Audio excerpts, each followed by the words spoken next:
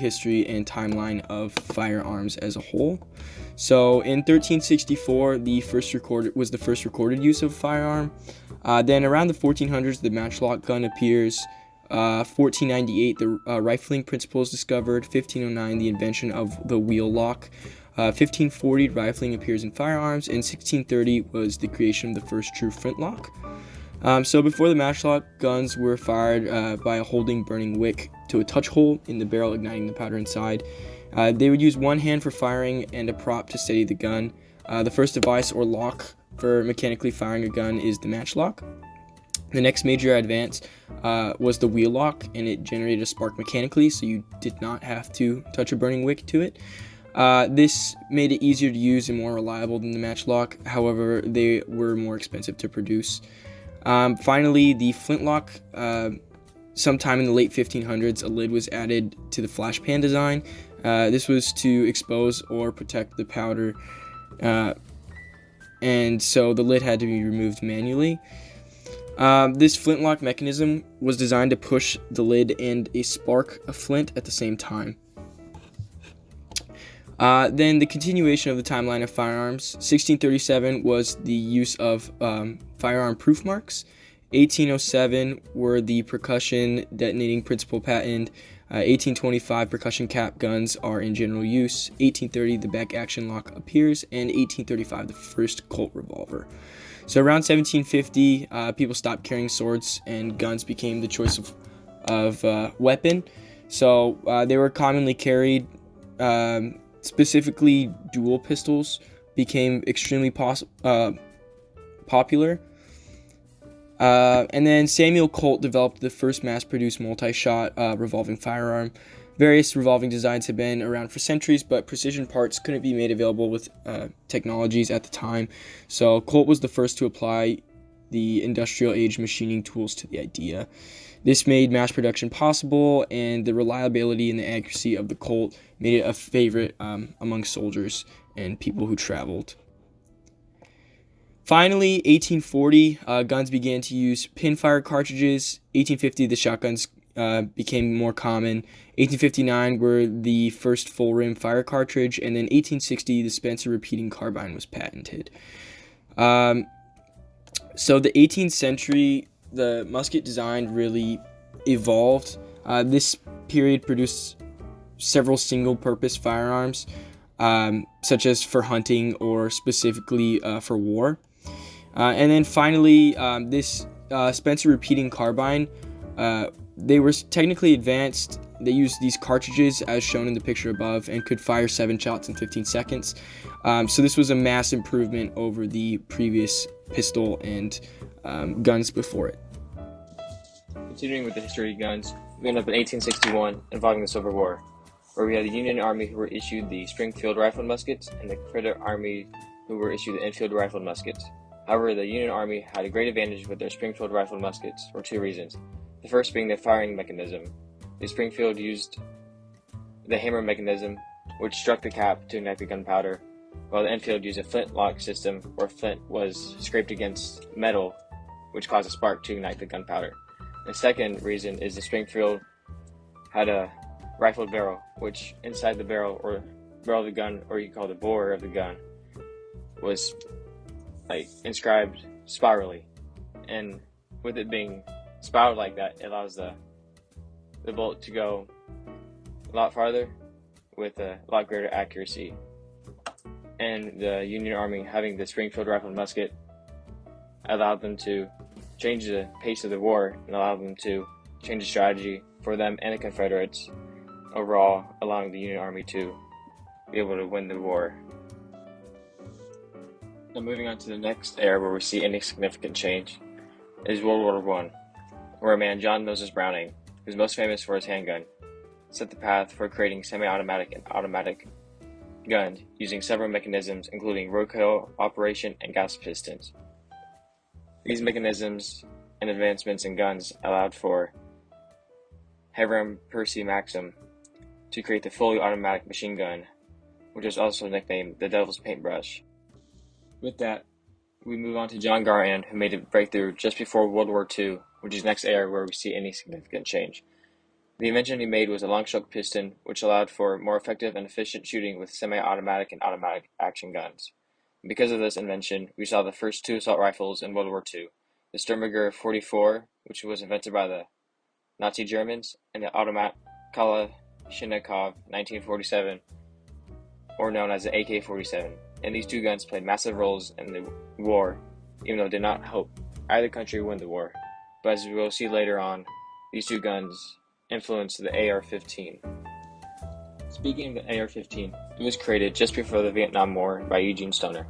He took ideas from the STG-44 and the AK-47 to make a gun that operates in a much different manner and looks much different. The main difference, however, is the caliber of bullet that Stoner decided to use. The caliber bullet he decided to use allowed the bullet to strike the target with much more force than the other caliber used by the other guns. With the mention of caliber bullet, ammo has also been innovated through the history. Following the rifled barrel, ammo began to start being produced within metal containers or brass cases, and within that were bullets, gunpowder, and primers. And depending on how all those are contained and the size, such as length or width, determines the caliber of the bullet, which there are many calibers including .223, .556, 9mm, and the list goes on. And that concludes the history of guns. The assemblage of the gun. The earliest form of gunpowder was first invented as early as 142 AD. While there were not any functioning firearms at the time, it would later be used as an explosive for mining, cannons, grenades, and eventually the gun. The first gun-like piece of technology was invented in China in 1000 AD. This gun was a long spear that launched flames. The gun continued to evolve. By the 13th century, gunpowder spread to Europe. This allowed for the further development of the gun and its effectiveness. Later guns consisted in the form of matchlock, wheellock, and flintlock firearms. Early gunsmiths in America designed long rifles. By the Revolutionary War, the use of muskets became common. In 1836, Samuel Colton received a patent on the handheld pistol. This featured a multi-firing system. It would fire bullets through a lock and spring design. The gun saw a display of massive improvements up to and following the Civil War. The flintlock design of the gun was susceptible to misfire, often caused by wet weather conditions. The invention of percussion system protected gunpowder from outside elements, making the reliability of the gun a lot better. Other improvements during this time included the breech locking system, allowing the gunman to load the gun from the rear, and double-barrel shotguns, which allowed for more damage and spread in every shot. The invention of the AK-47 is sometimes known as the gun that changed the battlefield. It was designed following World War II by the Soviets and is still today considered one of the most deadly guns. With time, the efficiency and accuracy of the gun has dramatically improved and has seen its biggest improvements in the past 200 years. The assemblage of the gun. So, the gun culture of America have shifted its focus from being a primarily offensive tool used in wars and sport huntings like rifles, AKs and such, where to modern days it is more mainly used as like a self-defense tool, such as handguns and easily concealable weapons. Now, it is also common to believe that mental health issues are directly related to gun violence, while in fact people with serious mental illnesses have never committed gun violence. But, however, mental illness is strongly associated with increased risk of suicide, which then accounts for over half of America's firearm-related fatalities. Now, also contradictory to popular beliefs, people who hold a legal gun license, such as concealed carry (CCW), has an incredibly low risk of committing offense.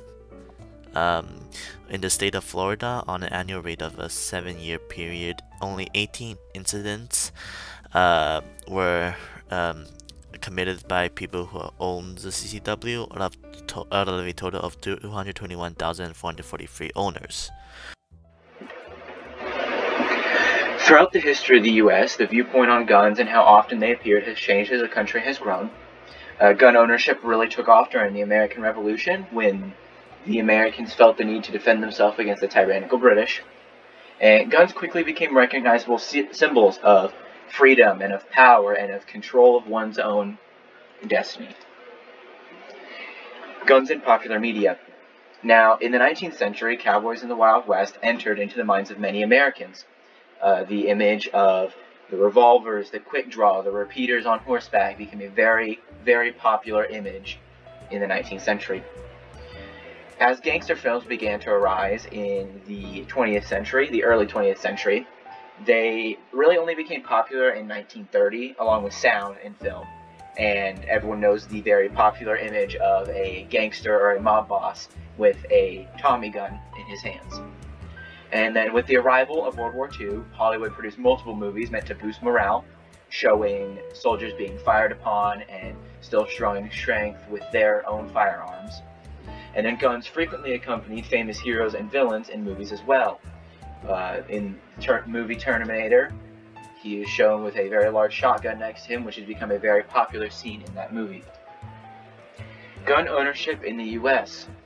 Americans make up 4% of the world's population, but own about 46% of the entire global stock of 857 million civilian firearms. Now that is quite a lot in the grand scheme of things. Even when looking at those percentages, it is even crazier to look at when we look at just the base numbers. American civilians own nearly 100 times as many firearms as the U.S. military, and nearly 400 times as many as law enforcement, which is just an incredible amount. In April and May 2018, U.S. civilians bought 4.7 million guns, which is more than all the firearms stockpiled by the United States military, which is an incredible feat to accomplish. Gun ownership in the U.S. Americans make up 4% of the world's population, but own about 46% of the entire global stock of 857 million civilian firearms. Now that is quite a lot in the grand scheme of things. Even when looking at those percentages, it is even crazier to look at when we look at just the base numbers. American civilians own nearly 100 times as many firearms as the U.S. military, and nearly 400 times as many as law enforcement, which is just an incredible amount. In April and May 2018, U.S. civilians bought 4.7 million guns, which is more than all the firearms stockpiled by the United States military, which is an incredible feat to accomplish. When talking about the differences in gun stances in the US, the most important thing to recognize is the bipartisan parties that control most of the acts of the US government. This includes the red side, or the conservative or Republican side, and the blue side, or the progressive or Democratic side. Generally, the red side is more in favor of less gun control and allowing more people to have access to guns. This includes allowing more instances of concealed carrying, allowing teachers and school officials to carry firearms in potential self-defense in elementary to high schools. Collectively, gun violence is not seen as a very big issue among most conservatives. Something they might believe is that if Americans owned guns, there would be less crime. Or, if it were harder for people to legally obtain guns in the US, there would be no difference in the number of mass shootings. They generally don't want to ban assault-style weapons, as well as opposing a federal database of tracked gun sales. When talking about the blue side, they are often more in favor of banning assault weapons such as rapid-fire assault rifles. They generally want more gun control, including the nationwide ban of high-capacity magazines. Something a Democrat would say is that gun violence in the US is a very big problem. They would also, as a quote directly from Oliphant, about 3/4 or 76% of Democrats say the ease with which people can legally obtain guns contribute a great number or fair amount to gun violence.